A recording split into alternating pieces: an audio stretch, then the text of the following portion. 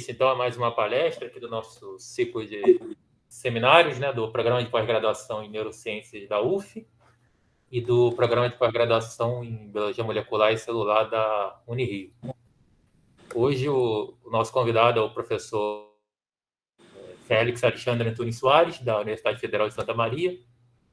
Ele é graduado em Farmácia e Bioquímica, né, pela Universidade Federal de Santa Maria. Depois fez mestrado e doutorado em Bioquímica na Universidade Federal do Rio Grande do Sul, na URGS, o professor Diogo, né, Diogo Souza. Na sequência, ele fez um pós-doutorado na Universidade Federal de Santa Maria em Bioquímica Toxicológica, né, uma das áreas principais que ele trabalha, e também um pós-doutorado na Universidade de León, na Espanha, na área de Biologia Molecular. Ele foi recentemente, até recentemente, ele era membro afiliado da Academia Brasileira de Ciências, né, de 2016 a 2020, e atualmente ele é professor associado, né, na Universidade Federal de Santa Maria, como eu já falei, e ele trabalha principalmente com os temas, né, neuroproteção, antioxidantes, né, e também tem alguns projetos de pesquisa na área de educação em ciências.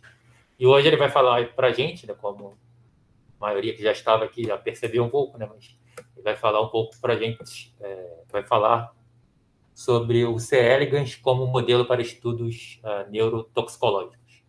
Então, eu gostaria de agradecer imensamente o aceite do Félix. Passar a palavra para ele.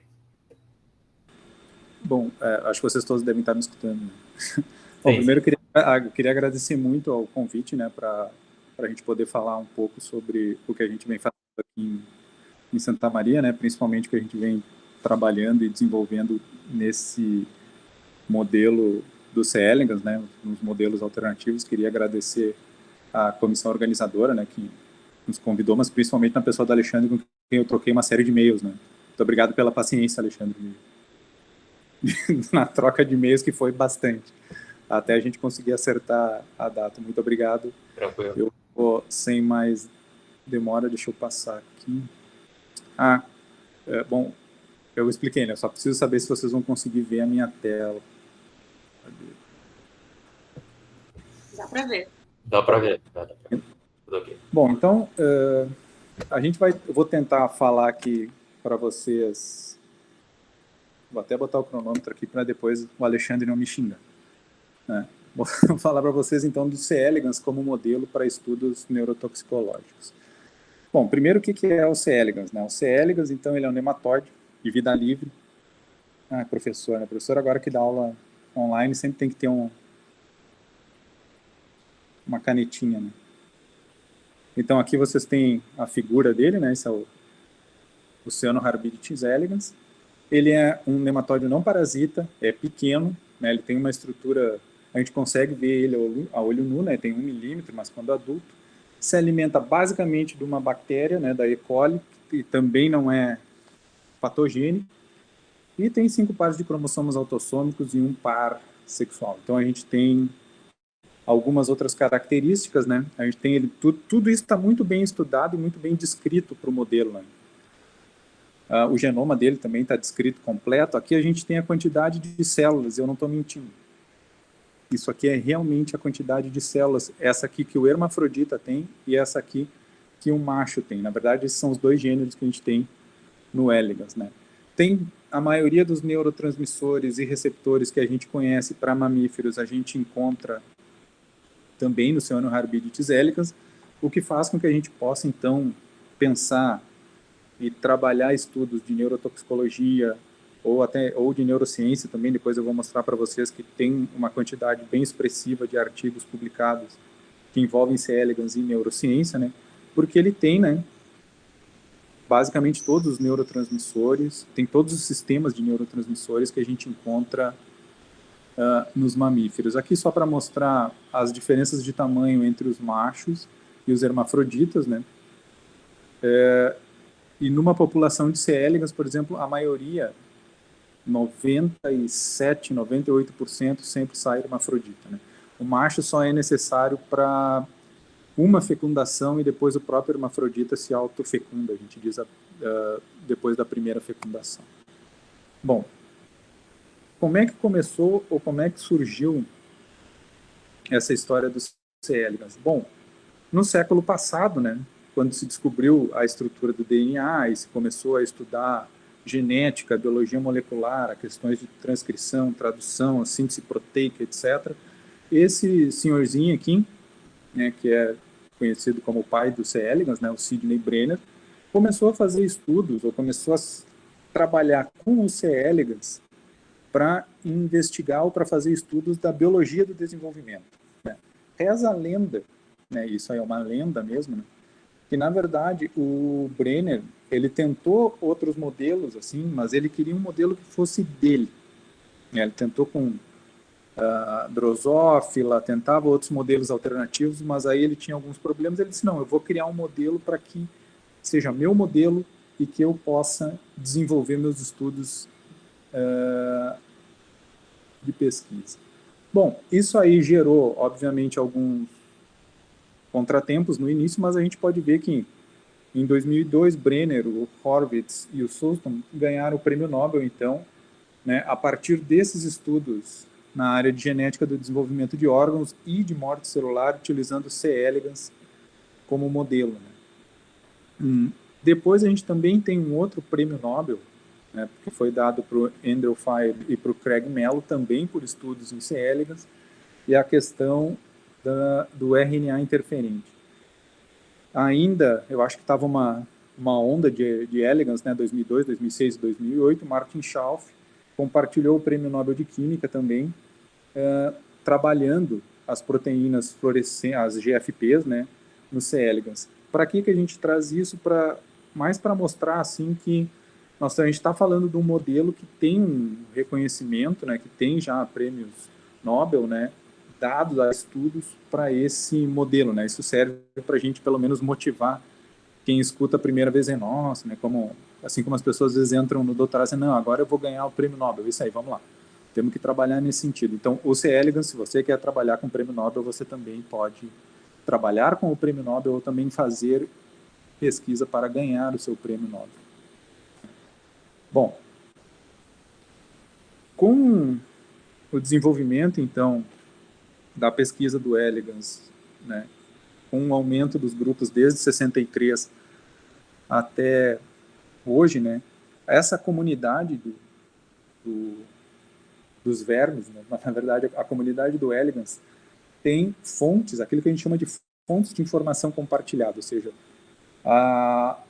tem espaços, né, a gente tem sites específicos para depositar artigos, para depositar métodos, para contar histórias. Esse Worm Breeders Gazette é basicamente um jornalzinho do colégio, do C. elegans, mas assim, esse site, por exemplo, o Worm Book, ele tem basicamente tudo que você sempre quis saber sobre elegans.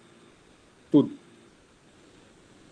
Open Access, sem pagar nada. Se quiserem depois conferir ou ler alguma coisa sobre C. elegans, realmente aqui no Worm Book vocês vão encontrar praticamente tudo para começar um estudo com C. elegans, né?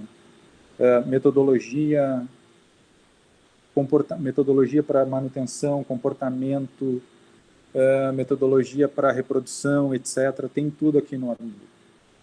Além disso, e mais recentemente, se criou aquilo que se chama de Worm Base. Por que se criou o Worm Base? Né? O Worm Base é basicamente uma outra fonte de informação compartilhada, mas mais voltada para a questão das cepas do C. elegans. Né? Aqui a gente tem um repositório com informações sobre tudo que acontece no mundo do C. elegans, de cepas novas, de proteínas que são expressas, de laboratórios do C. elegans, quase todos são cadastrados no Worm Base. Cepas que estão sendo desenvolvidas, quando foram desenvolvidas, quem é o laboratório que desenvolveu essa cepa, qual é o gene que está envolvido, descrição. Então, aqui tem, para quem estuda C. elegans especificamente, o Worm Base e o Worm Book são praticamente duas bíblias. Não gosto muito desse nome, mas são duas bíblias que, assim, onde a gente encontra informação praticamente sobre tudo que a gente sempre quis saber sobre elegans. Então, eu convido vocês, se tiverem tempo e quiserem ver, darem uma olhada nesses 2 sites, darem uma pesquisada. Aqui no Wormbase, por exemplo, a gente pode procurar genes que são ortólogos dos genes humanos. A gente já encontra uma cepa que tenha, por exemplo, aquele gene que eu quero estudar. Eu posso encontrar um ortólogo no Elegans. O lugar de procurar é aqui no Wormbase. Bom, tá. A gente sabe como começou. É uma caminhada longa, de 63 até agora, 2021. Né? O nosso laboratório começou a trabalhar com C. elegans no ano de 2009, né? Quando uma aluna de doutorado foi para os Estados Unidos trabalhar com o professor Michael Ashner, que até hoje é nosso parceiro de pesquisa. E essa aluna veio e trouxe, então, esse modelo, porque essa era, obviamente, a ideia do doutorado de sanduíche, trazer um modelo novo que pudesse ser desenvolvido aqui na Federal de Santa Maria, no programa de Bioquímica Toxicológica. Por que a gente, então, começou uma transição do modelo que era basicamente usar roedores para basicamente usar C. elegans? Aqui eu trago para vocês alguns dos motivos, né? A manutenção dos animais. Manter o C. elegans, ou manter diferentes cepas de C. elegans, é muito mais simples e muito menos custoso do que manter qualquer outro modelo. Tá? Talvez só a levedura possa ser mais simples que isso, né? Mas a manutenção dos animais é muito simples de ser feita. O custo dos experimentos. A gente consegue utilizar muitas vezes uma quantidade menor, né, de droga, né? Se a gente comparar, por exemplo, mesmo com a mosca ou com o zebrafish, né? Se for comparar, por exemplo, com roedores, então não tem nem comparação. Então, eu consigo ter um custo muito pequeno de experimento e eu ainda tenho vantagens, como, por exemplo, as vias de sinalização do C. elegans são todas mapeadas, todas descritas, e eu ainda consigo, vocês podem ver que aqui a gente tem um C. elegans meio brilhando, né? Eu consigo ver as vias de sinalização quando são ativadas. Eu consigo marcar determinadas proteínas e ver se aquilo está sendo realmente ativado em vivo, né? O C. elegans tem todo o seu genoma mapeado, todo ele já descrito, isso faz bastante tempo. Então, se a gente quer trabalhar com alguma coisa mais de genética, sendo que a área de genética é uma área onde C. elegans é bem mais utilizado do que na neurotoxicologia, né? Na área de bioquímica e biologia molecular, ela é uma das principais áreas do C. elegans. A gente tem a vantagem aqui, e aí falando na questão do animal, de trabalhar com um animal íntegro, então eu consigo trabalhar com ele íntegro, não preciso retirar nada, não preciso fazer nada, não preciso dissecar ele, eu consigo obter meus resultados com ele íntegro, né? A não ser quando eu vou dosar necessariamente alguma atividade enzimática, eu preciso arrebentar o pobrezinho do C. elegans, mas em geral a gente consegue fazer com um animal íntegro. A gente tem no C. elegans uma facilidade de manipulação genética que faz com que a gente consiga mimetizar uma série de estudos em mamíferos. Depois eu vou apresentar alguma coisa para vocês do que a gente vem fazendo aqui no laboratório, principalmente em algumas doenças neurodegenerativas, né? Não que o elegans, né, não que o C. elegans necessariamente desenvolva essas doenças. O que se fez foi que se desenvolveram cepas específicas que conseguem produzir, por exemplo, a proteína beta-amiloide. Outra coisa que também nos chamou a atenção na pesquisa com elegans é a facilidade do uso do RNA interferente. Basicamente, a gente dá na comida para ele, né?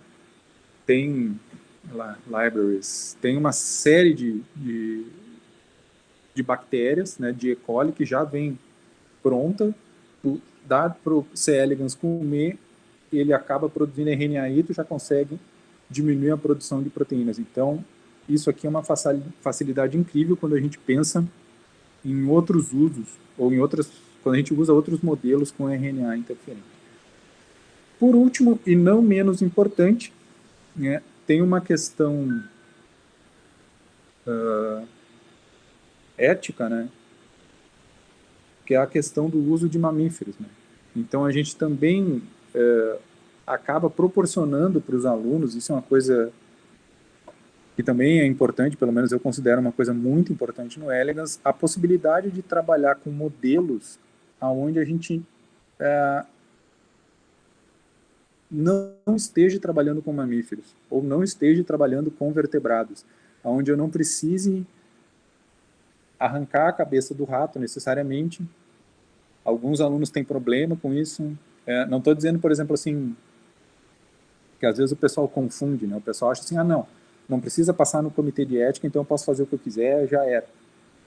Na verdade, há uma discussão no campo do Elegans, porque, por exemplo, eles são animais que vivem no solo, né? Então eles não gostam de luz. E hoje em dia, eu até não achei que não ia dar tempo, e não vai dar tempo, porque já estou falando demais aqui. Existem estudos onde tu pode ativar determinados neurônios usando diferentes cores de luz, né? De optogenética. Então tem coisa assim, as pessoas já começam a pensar que o C. elegans, por evitar a luz, se essa questão da luminosidade, da intensidade da luz, isso pode causar alguma coisa que a gente pode chamar de dor, né, no elegans. Mas, enfim, a questão da ética no uso dos animais, ou dentro da ética do uso dos animais em laboratórios, o C. elegans acaba sendo uma alternativa, não que a gente não deva se preocupar, porque, como eu digo para os meus alunos, né, no final do experimento, o bicho está morto igual. Tanto faz se é um rato ou se é um elegans. No final do experimento, o animal é o animal que morre. Bom, uma outra vantagem para trabalhar com elegans é o ciclo de vida dele. A partir da postura dos ovos até o adulto, a gente leva, em média, e isso eu digo em média porque depende da temperatura, entre 48 horas eu já tenho um adulto, né? E dentro dessas diferentes fases, o Elegans também proporciona a possibilidade da gente estudar, que aí entra o que o Brenner fez, a biologia do desenvolvimento do animal. Eu consigo ver o animal desde da gástrula, passando por todas as fases de desenvolvimento, na fase L1 larval, L2, L3, L4 e adulto. E eu consigo medir também diferenças nos efeitos nas diferentes fases. E, claro, cada fase tem uma característica morfológica específica, a gente consegue separar eles em L1, L2, L3, L4. Um olho bem treinado consegue fazer isso facilmente, então a gente consegue trabalhar, por exemplo, a neurotoxicologia da exposição no L1, eu consigo medir se uma exposição por exemplo, a 6-hidroxidopamina no L1, como isso vai afetar o adulto, né? Eu posso fazer no L4, e a gente tem alguns estudos que mostram que, dependendo da fase, tem variações nos efeitos, né? Mas então, esse ciclo de vida curto também torna o C. elegans um modelo interessante. A outra coisa interessante do C. elegans é essa transparência. Aqui a gente tem uma foto de um microscópio simples, onde a gente consegue ver, e por contraste de fase, o elegans e todos, não são bem órgãos, né, mas a gente consegue ver aqui a cabeça do elegans, a faringe, todos os ovos, a cauda, tudo bonitinho, então a gente consegue ver ele facilmente com aparelhos que são comuns em laboratório. Um microscópio simples, se não sabe fazer, se for na internet vocês encontram até como fazer um microscópio e dá para ver o elegans tranquilamente. Outra coisa é que o animal a gente não precisa passar por nenhuma técnica de fixação utilizando solventes orgânicos, né? O elegans, o que a gente faz é botar na lâmina a gente diz que é um tapetinho de agarose, mas na verdade é só uma gota de agarose. Depois a gente passa os vermes para ali, coloca a lamínula e está pronto. O animal fica ali, a gente usa levanisol para paralisar o animal e a gente consegue fazer imagens como essas de fluorescência. Aqui são marcadores para núcleo, e aqui a gente tem, nessas outras três aqui, são os neurônios dopaminérgicos, né? Onde especificamente os neurônios dopaminérgicos estão expressando GFP. Então aqui, só para mostrar para vocês, aqui é um bicho controle, e aqui é um animal que sofreu a exposição a 6-hidroxidopamina. A gente consegue ver algumas falhas, né, nessa rede de GFP, que a gente conta como neurodegeneração. Então, essa facilidade de trabalhar com ele em vivo, né, trabalhar com um animal íntegro, um animal transparente, que é fácil da gente ver as coisas. Então, né, dentro da área que nos interessa mais, que é a área de neurociências ou da área de neurotoxicologia, o sistema neuronal do C. elegans, ele já tem todo o conectoma descrito. Aqui tem outro site, que é o Worm Wiring, onde vocês podem ir lá. Aqui tem mais ou menos o conectoma descrito aqui nesse canto, mas eu cortei porque eu precisava mostrar aqui um elegans pan-neuronal, ou seja, ele está marcado em GFP todos os neurônios dele, né? E outra vantagem é que a gente sabe necessariamente quantos neurônios tem. O elegans tem 302 neurônios hermafrodita, que é o que a gente mais usa para os estudos. 5.000 sinapses químicas e 2.000 junções neuromusculares. Esse é um número que já está descrito, tá? Já foi no conectoma, já publicado. O Worm Wiring te dá todas as informações que tu precisa. Se tu quer estudar um neurônio, tu consegue estudar um neurônio. Depois eu vou mostrar para vocês que a gente consegue marcar os neurônios, diferenciar eles a partir de marcações. Hoje já tem uma técnica, já se desenvolveu uma técnica no elegans onde tu consegue ver os neurônios disparando em vivo.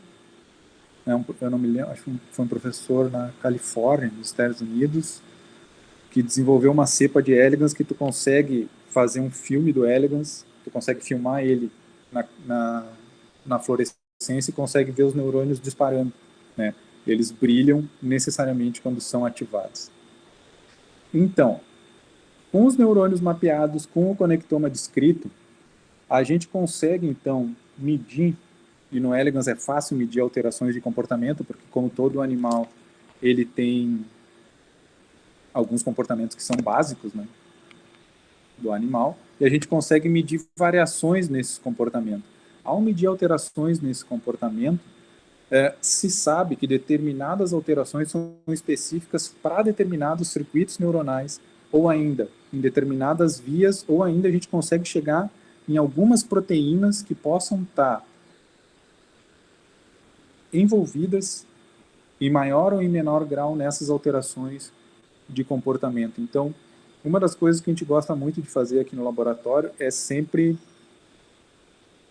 trabalhar os primeiros testes que a gente faz de neurotoxicologia, fazer os comportamentos que a gente chama de básicos, né, que é o batimento faríngeo, as ondulações que o verme faz, a postura de ovos e outras coisas, porque a gente sabe mais ou menos aonde isso vai chegar e qual circuito neuronal vai fazer.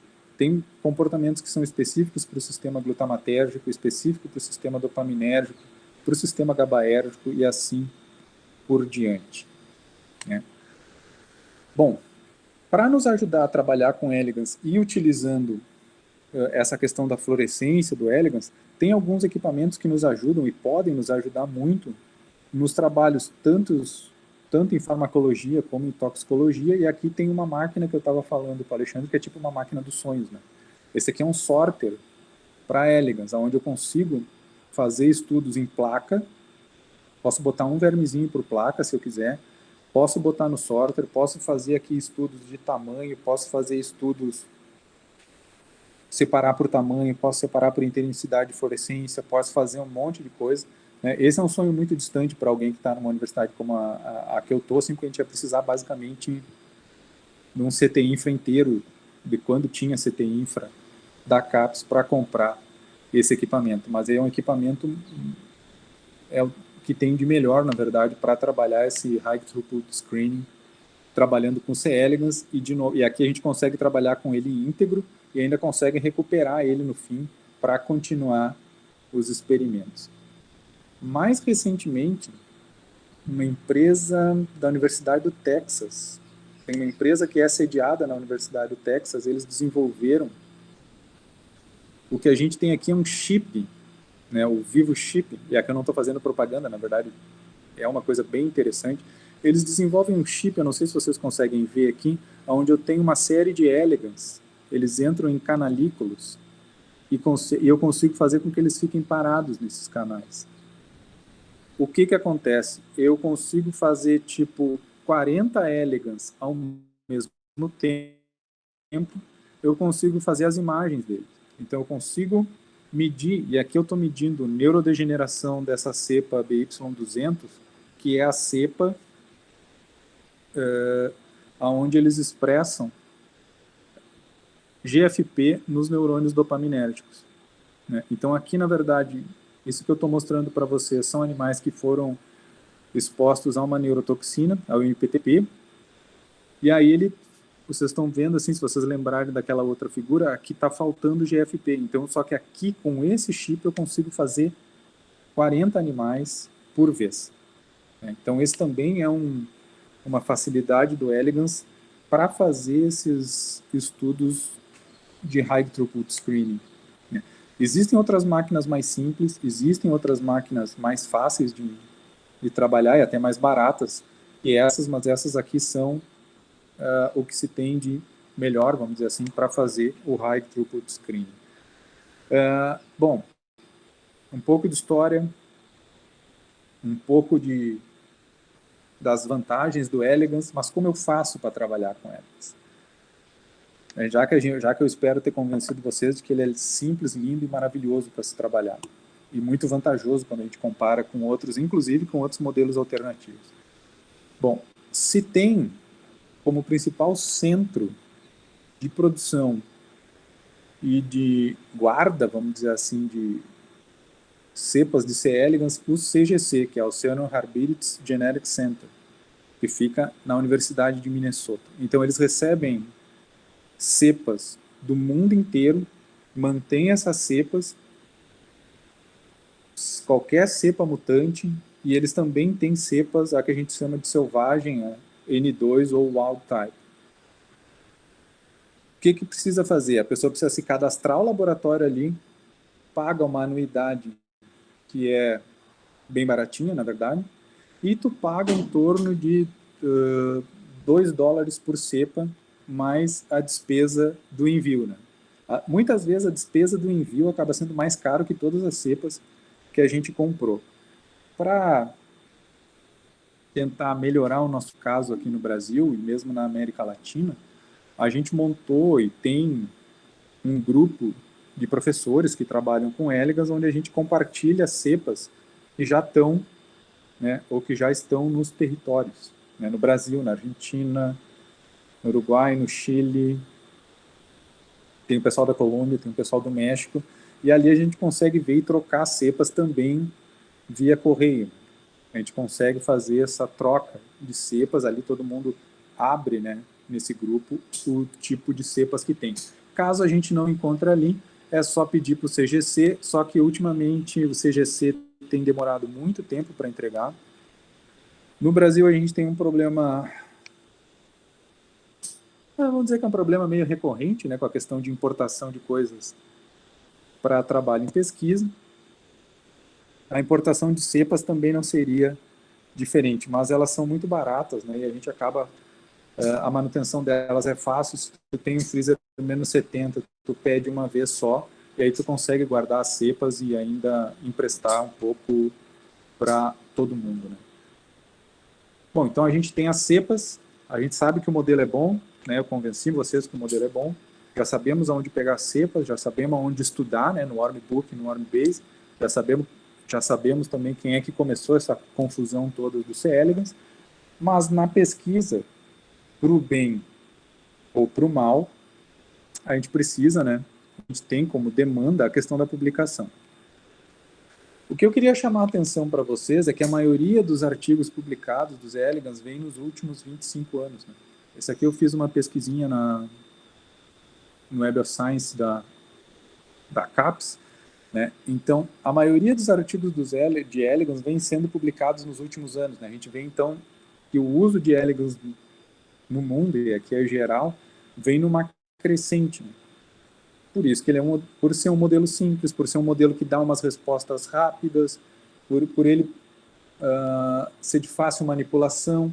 E vejam que, por exemplo, tanto a área de bioquímica e biologia molecular aparece aqui, que é a área que o meu PPG acaba meu departamento acaba vinculado, mas a gente também tem a área de neurociências, onde está em 6º lugar em número de publicações de C. elegans. Na verdade, eu acabo ficando mais nessa área aqui da toxicologia, mas é mais para mostrar que sim, a gente tem um uso crescente do elegans, e isso aqui é mais na área que eu trabalho mesmo, que é na área de toxicologia. A gente vinha de 10 artigos por ano, e agora a gente já está mais ou menos em 50 artigos por ano na área de toxicologia, onde se usa o C. elegans, né? Aqui é o quadro das citações por ano, então a gente vai vendo que o elegans começa, ou vem sendo utilizado como um modelo, para dizer no mínimo, interessante nos estudos de toxicologia, né? Dadas essas questões éticas também, e o custo, principalmente do uso de roedores cada vez aumentar mais, né? Alguns laboratórios começam a fazer estudos preliminares já em elegans, né, ou em outros modelos alternativos antes de passar para o modelo de roedores. Bom, como eu disse, né, eu provavelmente perco muito tempo falando do modelo, falando quão maravilhoso ele é e quão fácil ele é de usar, e aí eu vou conferir no relógio, eu tenho poucos minutos, eu já gastei metade do meu tempo falando sobre o elegans. Mas o que a gente tem na mão? A gente tem um bom modelo. E o que a gente foi fazer, então? A gente começou em 2009 a trabalhar com elegans, a gente teve alguns percalços nesse caminho, mas em 2014 a gente conseguiu, então, publicar o nosso primeiro artigo feito única e exclusivamente com o pessoal do laboratório, né? Então a gente pegou uma molécula que já era extremamente bem estudada aqui pelos nossos colegas da bioquímica, e a gente foi procurar uma coisa que ainda não tinha ainda uma sugestão, né, de como o difenildiceleneto poderia atuar na célula. Ele é antioxidante, ele mexe em grupos SH, etc. Tinha isso, mas não tinha nenhuma descrição, por exemplo, que ele aumentasse a expressão de proteínas de choque térmico, né? Então a gente começou a fazer esses estudos num modelo de elegans, onde o verme ele expressa a proteína beta-amiloide, e necessariamente a que vai do 1 a beta-amiloide 1,42. E a gente viu então que o difenildiceleneto ele melhorava, né, as condições do elegans por diminuir essa produção do peptídeo beta-amiloide, e obviamente ele diminuía a produção de estresse oxidativo, melhorava a memória, e aí tem uma discussão que eu tenho feito com meus alunos sobre a questão do Impaired Associative Learned Memory, a questão das proteínas de choque térmico, e a gente provou então que o difenildiceleneto a gente poderia descrever mecanismos para o difenildiceleneto. E ele acabou se mostrando uma molécula interessante para alguns estudos dentro de doenças que envolvem a proteína beta-amiloide. Junto com isso, a doutora Zamberlan, que depois eu vou mostrar para vocês, e são os dados de uma tese de doutorado, a gente, além de testar no modelo da beta-amiloide, a gente foi testar, então, o extrato de guaraná. A gente pegou um extrato de uma planta necessariamente brasileira, ou do nosso bioma aqui no Brasil, e foi ver, então, que o extrato do guaraná também protegia contra essa toxicidade da beta-amiloide. Todo mundo sempre diz, não, é antioxidante, sim, mas qual é o mecanismo? E a grande coisa que o elegans nos dá é essas possibilidades, ou essas pistas, né, sobre possíveis mecanismos, né? E aqui a gente tem de novo a expressão ou aumento da expressão das proteínas de choque térmico que vão então, né, fazer com que o nosso vermezinho melhore da toxicidade induzida pela beta-amiloide. Qual é a toxicidade que a gente mede aqui? Bom, no modelo que a gente fez esses 2 primeiros artigos, a gente tinha um elegans que expressa a beta-amiloide, e o aumento da expressão da beta-amiloide no elegans se dá no músculo, e isso leva o elegans a parar de se mexer. O aumento ou a diminuição desse tempo da paralisia do verme, a gente vai vendo se o nosso composto pode, então, alterar o efeito da beta-amiloide. Ainda nesse modelo, né, ou ainda na neuroproteção, a gente resolveu testar uma coisa muito mais, ainda na questão também do nosso bioma, a gente resolveu testar, então, a Ilex paraguariense. Para quem não sabe, isso aí é a erva mate, né, para quem aí algum dia já esteve no Rio Grande do Sul, aqui o pessoal toma...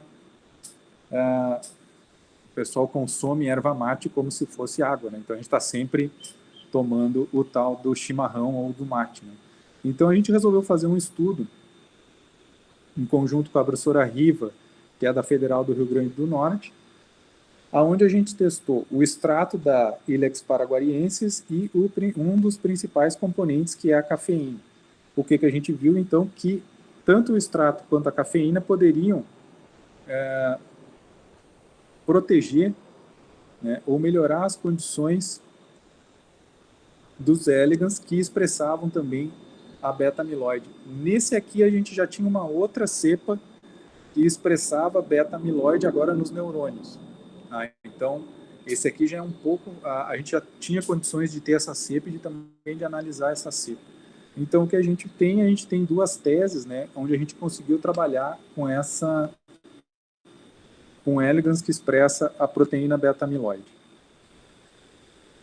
Bom, como eu estava dizendo para vocês, a gente tem, né, no elegans a possibilidade de... Eu queria explicar só essa tabela, porque depois eu vou mostrar uma outra.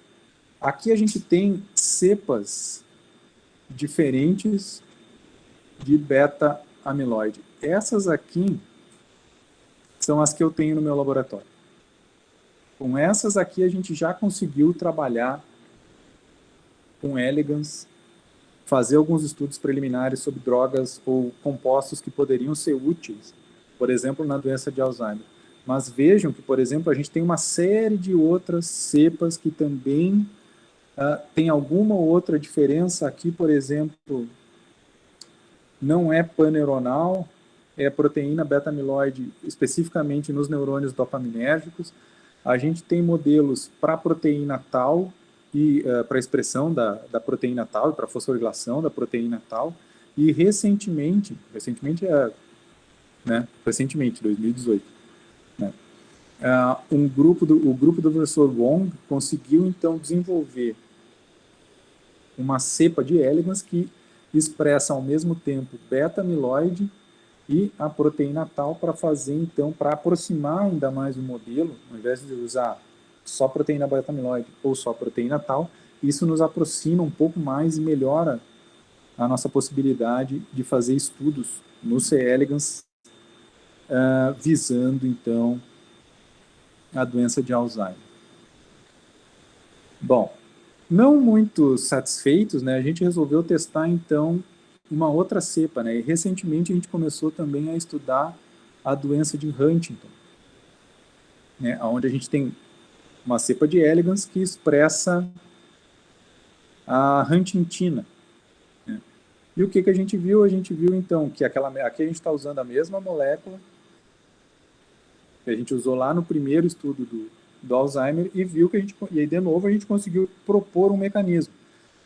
A DAF16 seria o equivalente ou ortólogo do fósforo. Aí depois a gente tem as proteínas de choque térmico, a HSP, e ainda, né, o aumento da expressão das proteínas superoxidismutase. Então o que a gente conseguiu ver é que o difenilseleneto diminuía a agregação da huntingtina, diminuía também a produção dela, e com isso a gente conseguia diminuir a toxicidade geral, né, no modelo que a gente estava medindo. A gente repetiu, então, o modelo estudando especificamente um neurônio, que é o neurônio ASH, e a gente tem uma cepa, então, que expressa especificamente nesse neurônio, e a gente viu, então, que que o composto que a gente estava usando, a rutina, era capaz de manter o neurônio ASH funcionando, diminuindo a neurodegeneração. A gente conseguia medir a partir da neurodegeneração como medida de função, e de novo a partir da modulação, né,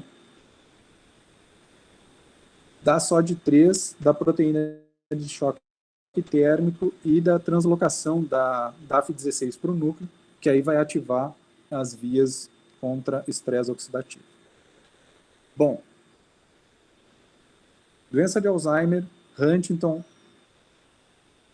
Professor, você não vai falar do Parkinson? Assim, aqui eu só quero mostrar para vocês, eu sei, não dá para ler. É meio intencional. Porque aqui vocês têm todas as cepas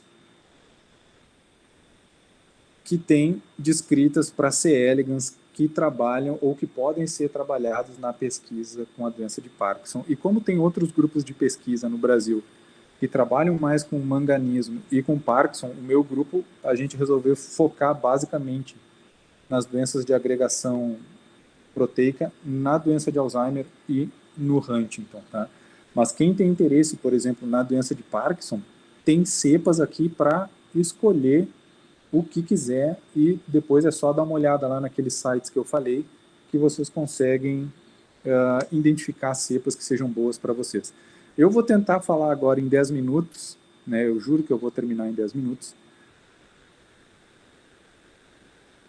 Senão vão ficar bravos comigo. Uma outra linha de pesquisa que a gente tem no laboratório, que é a questão de neurodegeneração induzida por metais, seja metais não essenciais ou os essenciais.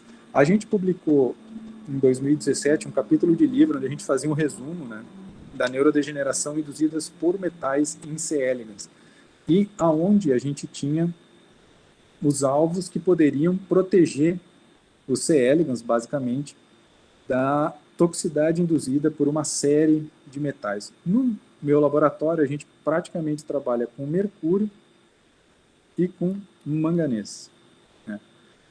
O primeiro trabalho que a gente publicou de uma série foi, novamente, testando um extrato de guaraná. Por que a gente usou guaraná? Porque guaraná é uma fruta, ela é altamente consumida numa das regiões no Brasil onde a gente tem mais contaminação por mercúrio, né? Então a gente queria ver se essa forma de mercúrio, metilmercúrio, quando eu trato com guaraná, eu posso modular ou não a toxicidade induzida pelo metilmercúrio, que é uma das formas mais tóxicas, né, de mercúrio. Então a gente viu então que no elegans a gente conseguiu ver e propor um mecanismo de novo de como o guaraná poderia melhorar a sobrevivência do elegans, melhorar a detoxificação do mercúrio, que é importante, e também melhorar a resposta antioxidante.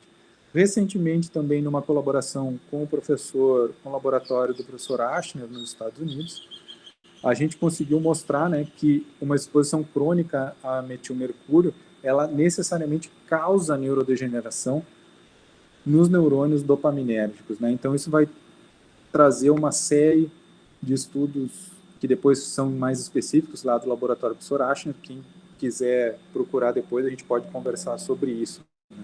Ainda nesses estudos de colaboração, a gente tem, por exemplo, chumbo também induzindo neurotoxicidade nos neurônios dopaminérgicos, né? E o ferro, né, também como indutor de neurotoxicidade. A gente faz as medidas, se vocês lembrarem lá daquele primeiro slide que eu mostrei, os neurônios dopaminérgicos, aqueles verdinhos bonitinhos lá, a gente consegue medir neurodegeneração muito fácil neles. Dá para fazer em glutamato, dá para fazer em GABA, dá para fazer no neurônio que quiser. O C. elegans tem esses neurônios expressando GFP, né? Alguns estudos depois a gente passou em colaborações ainda com o professor Ashner, com o manganês mais especificamente, e o sistema dopaminérgico, onde a gente também via os efeitos do manganês, por exemplo, no modelo de doença de Parkinson, e os efeitos diretos do manganês, ou do manganismo, né, no metabolismo do C. elegans, e a gente mostrou que era através do sistema dopaminérgico. Bem, como eu sendo um filho do professor Diogo, eu sempre quis trabalhar um pouco com o sistema glutamatérgico. Para minha felicidade, eu consegui convencer uma das minhas alunas a trabalhar com o sistema glutamatérgico e neurodegeneração. Então, o que a gente conseguiu mostrar? Primeiro, a gente precisava mostrar que o C. elegans poderia ser um modelo viável e comparável com o sistema com roedores, né? Então a gente mostrou que o ácido quinolínico, que é uma neurotoxina do sistema glutamatérgico bem descrita, também causava neurodegeneração nos neurônios glutamatérgicos em C. elegans. Depois, para a felicidade absoluta do meu orientador, a gente conseguiu mostrar que a guanosina, assim como nos roedores, prevenia, né, a excitotoxicidade glutamatérgica no C. elegans. E mais recentemente, aí a gente foi tentar desvendar se o mecanismo era exatamente o que a gente via nos roedores, a gente viu que o elegans, né, que no elegans o quinolínico atua via receptores NMDA, exatamente como o quinolínico atua nos roedores, né, através através do envolvimento dos receptores NMDA. O elegans tem os receptores do tipo NMDA e do tipo não NMDA no seu sistema glutamatérgico. E sabendo que a gente tem esses receptores, eu posso fazer nocaute deles, e inclusive a gente tem, no meu laboratório, a gente tem nocaute de subunidades do receptor NMDA à disposição para fazer testes. Não feliz com isso, né, o nosso laboratório também resolveu dar uma passada no sistema GABAérgico, e aqui eu só queria falar de uma coisa que me entristece muito, é que a gente, a Daniele Câmara, que depois eu vou mostrar a foto deles, ela não conseguiu continuar no doutorado, né? E a ideia era que a gente pudesse ter modelos de neurodegeneração ou modelos em todos os sistemas para a gente fazer screening de drogas. Mas a minha aluna que vinha desenvolvendo isso, ela não deu para ela ficar, não conseguiu bolsa, e aí a gente acabou perdendo uma aluna que vinha trabalhando com o sistema GABAérgico, né? Acreditem, o elegans, a gente tem um modelo de tipo convulsão, né, que envolve especificamente o sistema GABAérgico, e essa convulsão é induzida por PTZ. Então a gente tem essa variedade, a gente conseguiu desenvolver essa variedade toda no laboratório, e eu acho que até em bem pouco tempo. Bom, obviamente, o modelo tem limitações, eu sei, né? Ele é bem longe, né, dos humanos, né? Não há de se esperar que, por exemplo, que o elegans possa dar respostas imediatas e diretas, né? A gente tem uma distância, a gente tem lá um vermezinho, pobrezinho da minhoquinha lá, o rato já não é muito parecido, então a gente tem essas distâncias, né? O elegans, ele não tem uma outra coisa, que para o bem ou para o mal, o animal acaba consumindo a E. coli, e quando a gente faz a exposição nas placas com agar, em geral nas placas com agar a gente tem E. coli. Por quê? Porque o animal come a E. coli. E nas exposições a longo prazo, a gente precisa dar comida para o animal. E, obviamente, a E. coli pode ser pode causar interferência, ela pode metabolizar aquilo que eu quero expor o elegans, e eu posso não ter um efeito da minha droga, sim um efeito de um metabólico, né? A questão das concentrações usadas, eu já falei, isso tem a ver com a questão da cutícula. Bom, podemos pensar novos estudos, novos modelos? Sim, a gente sempre pode pensar para aprimorar os nossos estudos, os nossos modelos. Tem outros modelos de doenças neurodegenerativas? Bom, acreditem, tem. A gente tem modelos para... Eu já vi modelos para doença do prion, já vi modelos para outras doenças neurodegenerativas. Então, assim, modelos sempre tem à disposição. Eu posso fazer doença neurodegenerativa ou marcar neurodegeneração para o elegans que eu quiser. Eu posso melhorar o modelo a partir de técnicas de screening, mas aí eu preciso de cepas específicas, equipamentos específicos, mas a gente pode fazer isso melhorando tanto a qualidade da cepa que a gente tem, como os equipamentos que estão à disposição.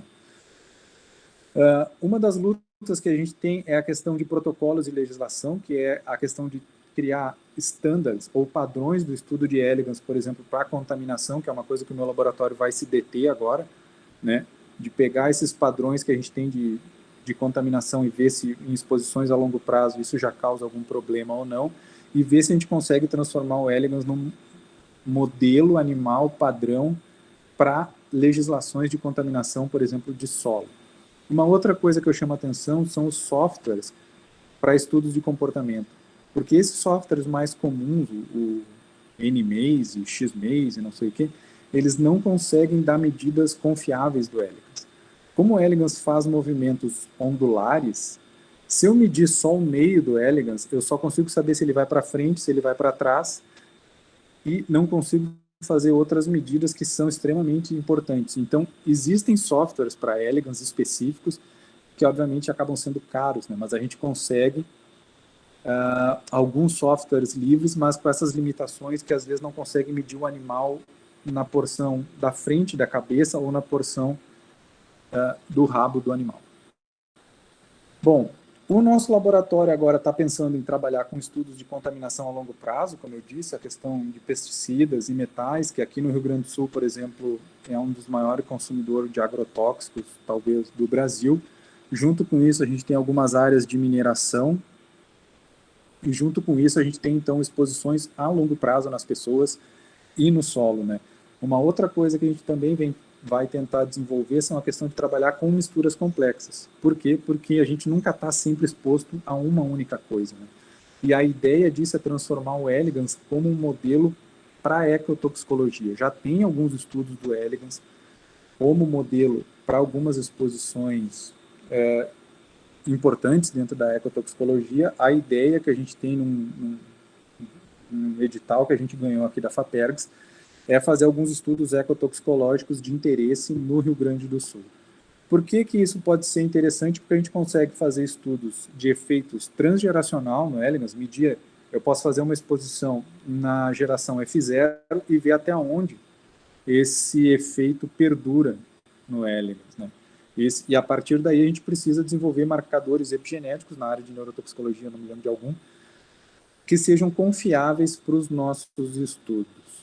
Com isso, e já passando do tempo que o Alexandre me deu, eu queria agradecer de novo ao convite para falar com vocês. Queria agradecer às pessoas que acreditam na ciência, que as pessoas que sabem e que acreditam que a Terra não é plana, que as vacinas funcionam. Pode parecer bobagem, mas a gente precisa lutar junto com essas pessoas, né? Que a mudança no clima é real, né? Então, eu agradeço a todos vocês que se levantam pela ciência, né? Agradecer a todos os grupos que a gente tem na América Latina que trabalham com elegans, agradecer às agências de fomento e às pessoas que pagam imposto, né, principalmente as pessoas que pagam imposto, aos servidores públicos que têm o seu imposto descontado no Olerite, que não tem como fugir, que é o dinheiro que mantém a FAPERGS, o CNPq e a CAPES.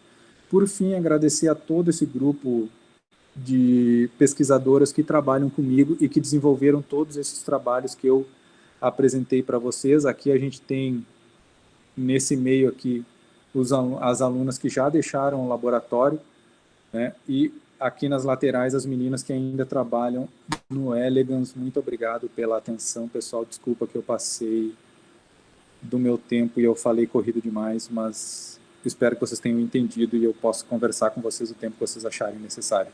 Desculpa, Alexandre. Deu 50 minutos. Oi, Félix, que isso, sem problemas? Eu só vou tomar uma água e respirar. Tudo bem, tranquilo. Acho que a palestra foi ótima, deu para passar bem a mensagem, sem correria. Pelo menos tive essa impressão. Muito obrigado. Eu achei que eu corri demais, desculpa aí que eu falo do modelo e me atrapalho muito. Não, tudo bem.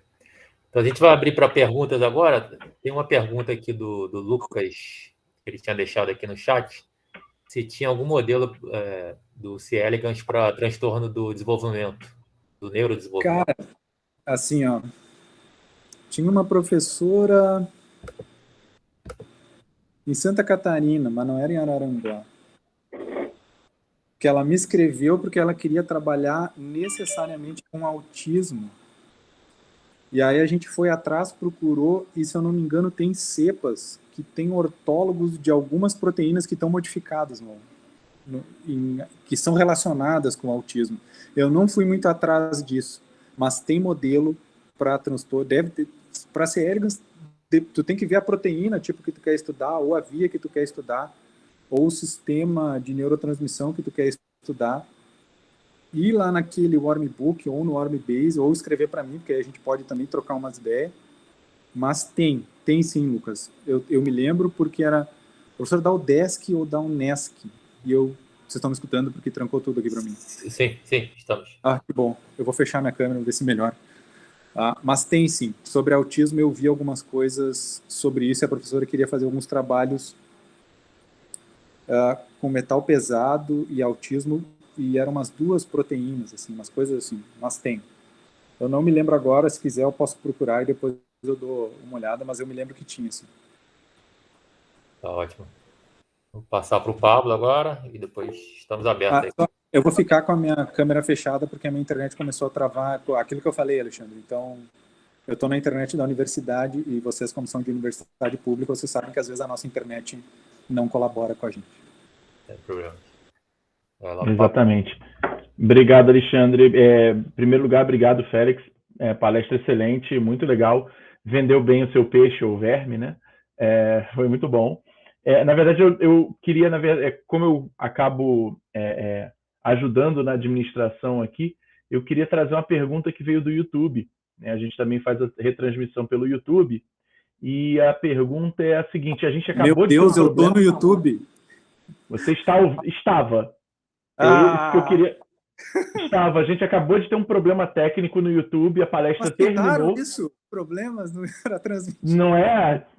Até que dessa vez a gente costuma não ter problemas, porque o nosso moderador Felipe é excelente. Mas dessa vez a gente perdeu agora. Pois é, a gente perdeu agora a transmissão ao vivo da parte das perguntas, infelizmente. Mas eu vou trazer a pergunta que foi registrada lá no chat, que foi a seguinte, né? Que você começou a mencionar lá nos seus primeiros slides, mas é mais específica, né? O estudo com C. elegans, ele deve ser submetido ao CONSER? Não. Não, simples. Por ser inverter, não, é que por ser inverter... É que o pessoal, é aquilo que eu estava falando, né? Por exemplo, assim, e eu sou professor de uma disciplina de bioética aplicada à pesquisa, então eu só queria fazer um comentário, assim, que às vezes o pessoal acha que a vantagem do modelo que não é vertebrado é porque não precisa passar no Comitê de Ética de Uso de Animais. Isso não pode ser uma vantagem porque, como eu disse, no fim o bicho morre. Né? A vantagem pode ser qualquer outra. Mas aí eu pulo aquela burocracia. Eu digo para os alunos, eu entendo, é uma parte burocrática, que por exemplo, elegans, mosca, o embrião do zebrafish, barata, tem um professor que trabalha com barata aqui em Santa Maria, o Sr. João Batista, não precisa, porque insetos não estão protegidos por lei, né? Ou invertebrados, na verdade. Mas eu insisto sempre em dizer que não é, só porque não está, só porque eu não preciso submeter as regras da lei Arouca, que eu posso fazer o que eu quiser. Eu tenho, eu vou trabalhar, por exemplo, aqui no laboratório, às vezes vou dar um exemplo do meu laboratório. Por exemplo, o elegans, numa placa, tu tem centenas de animais. Dependendo do tamanho da placa, tu tem milhares. Né? Então, só por isso eu vou usar, então, 5.000 vermes por experimento. Não, só um pouquinho. Né? A própria questão ética está sempre baseada nos 3 R's, né? Que é o Refine, Reduce e Replace. Então, se eu posso refinar minha técnica no elegans, se eu posso reduzir o número de animais que eu vou usar, por que eu não vou fazer? Né? Por que eu também não vou fazer isso? Mas é porque não precisa passar na comissão de animais. Não, mas vamos lá. Então, a gente começou a fazer, por exemplo, a gente fazia trabalhos de enzimas, por exemplo, aqui que a gente fazia com milhares de vermes. Aí um dia eu sentei com os alunos, pessoal, vamos fazer o seguinte, vamos ver até onde a gente consegue diminuir, porque por ser um animal pequeno, eu vou precisar de muito animal, por exemplo, se eu quiser medir a atividade de uma enzima. Eu vou precisar de bastante. Aí eu sugeri assim, vamos fazer uma curva e ver a quantidade de animal que a gente realmente precisa utilizar para ter uma resposta adequada. Porque isso é o que importa. Essa questão de refinar o método, né? Tentar reduzir, porque aí o consumo vai ser menos animal, menos agar, e aí no fim das contas eu vou gerar menos resíduo, porque também gera resíduo, né? É pensar um pouco mais assim, Pablo, eu digo que a gente pensar um pouco para fora da caixinha, né? Que às vezes o pessoal pega e diz, não, você não precisa passar no céu, vai. Às vezes eu discuto até com o pessoal da biologia, não sei se alguém é biólogo aqui, mas assim, o pessoal faz aquelas coletas. A maioria que é biólogo. Então vocês não briguem comigo. O pessoal faz coleta de invertebrados e bota aquelas redes para coletar inseto e coleta tudo que vem na volta. Aí uma vez eu perguntei, tá, mas será que não podia coletar menos? Ah, mas eles se reproduzem muito, eles não sei o que, eles blá blá blá. Não, tudo bem, só estou perguntando se o resultado que tu quer atingir, tu não podia utilizar menos. Né? Algumas pessoas ficaram bravas comigo, né? Porque eu fiz isso numa pergunta, assim, tipo numa plateia onde era só biólogos como agora, mas desculpa. Né? Mas eu acho que é esse tipo de reflexão que a gente tem que ter quando a gente trabalha mesmo com modelos alternativos ou qualquer outro modelo animal. Né? A gente acostuma, e nós, enquanto professores, a gente tenta acostumar os alunos que que aquele protocolo é normal, que aquilo é o que tem que acontecer. A gente naturaliza uma série de coisas, principalmente quando a gente trabalha com roedores. E isso está falando aqui uma pessoa que trabalhou todo o doutorado com rato, boa parte do início da pesquisa com rato, e tipo assim, a gente naturaliza, tipo, eu vou ali, corto uma cabeça, pego um cérebro, separo o hipocampo e trabalho só com o hipocampo. Né? Eu já vi isso, tipo assim, matar um rato para tirar um hipocampo, para fazer lá histologia, para fazer não sei o que. E o resto, não, ninguém queria usar. Bom, mas essa é uma discussão para uma outra palestra, assim, sobre bioética aplicada à pesquisa. Perfeito, Félix, obrigado. Só para dar os créditos, a pergunta foi de um outro Lucas, né? 2 perguntas dos Lucas. Os Lucas estão monopolizando hoje. Foi do Lucas Cruz, né, no YouTube, e a nossa... Félix, você continua falando, perdão? Não, eu estou só escutando. Não, acho que deu alguma interferência aqui. Mas enfim, a pergunta veio do Lucas e a nossa transmissão no YouTube segue normal. Aê! Pode... Agora ao vivo! Obrigado. Exatamente. É o Rafael e aí na sequência a Isis. Félix, muito obrigado pela palestra, foi um grande prazer poder assisti-lo aqui, enfim, interessantíssimo, é um modelo realmente assim, que deve ser utilizado mesmo por todas as questões que você colocou. Nós também trabalhamos com um modelo de embrião de galinha que não é muito comum também, né? Mas eu tenho uma curiosidade, quando você mostrou os trabalhos com cafeína e guaraná, né? E eu não sei se eu perdi ou se de fato não teve essa informação, mas o C. elegans ele apresenta os receptores para adenosina e o sistema adenosinérgico, e o efeito do guaraná que você mostrou também é por cafeína ou por algum outro efeito associado ao extrato do guaraná? Eu vou só aproveitar a pergunta aí do Rafael, que eu fiquei com uma dúvida também em relação com como os compostos eram administrados. Aproveitando. Bom, vamos por partes. A questão do sistema purinérgico. Né? Se eu entendi a pergunta do Rafael, porque cortou aqui para mim. Tá? A princípio, tem um professor nos Estados Unidos, que é o Eric Jordanson, que produziu, né, ou que fez alguns testes nessa cepa, a DOR1, onde ele diz que nocauteou um receptor para adenosina. Né? Que seria um ortólogo do receptor A2A. Eu entrei em contato com esse professor em 2014, 2012, e ele me mandou a cepa aqui para nós. Antes disso, a gente desenvolveu um outro trabalho que eu não mostrei aqui, com o pessoal na Federal de Minas Gerais, onde a gente fez uma série de estudos com adenosina. E a gente via que a adenosina tinha um efeito. A gente não usou inibidor, a gente só testou a adenosina e os efeitos da adenosina.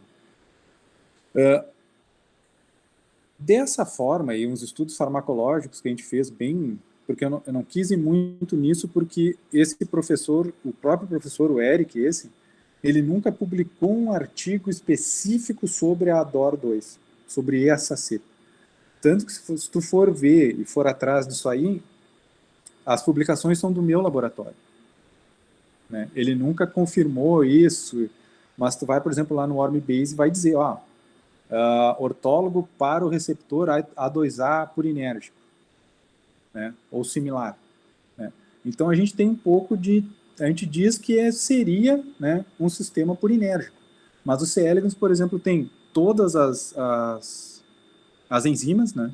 As NTPDases, tem nocaute para todas elas. Obviamente, produz ATP, produz todas essas outras coisas. Né? A gente nunca testou, por exemplo, alguns inibidores clássicos do sistema purinérgico, necessariamente porque eles são caros. Né? E aí eu vou explicar o tipo de exposição que o Alexandre perguntou. Como é que a gente faz?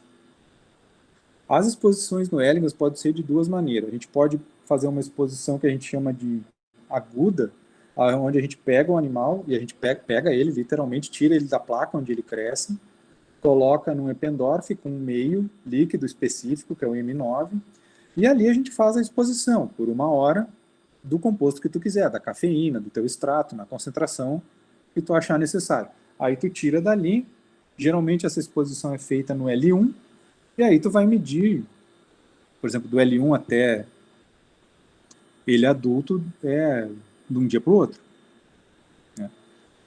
Um outro tipo de exposição que pode se fazer, que a gente já fez, é tu colocar na placa de Petri, onde tem o agar, a bactéria e o elegans. Como tu faz? Tu pega a placa, aí tu bota ali a concentração, bota ali a concentração que tu quer, na placa, aí tem que calcular o volume da placa, o quanto tem de agar, para tu ter, né, a concentração homogênea em todo o agar. E ali tu bota o elegans e a bactéria. Qual é o problema desse tipo de exposição? Tanto para erva mate, para extrato, para cafeína, para o que quer que seja. É a bactéria.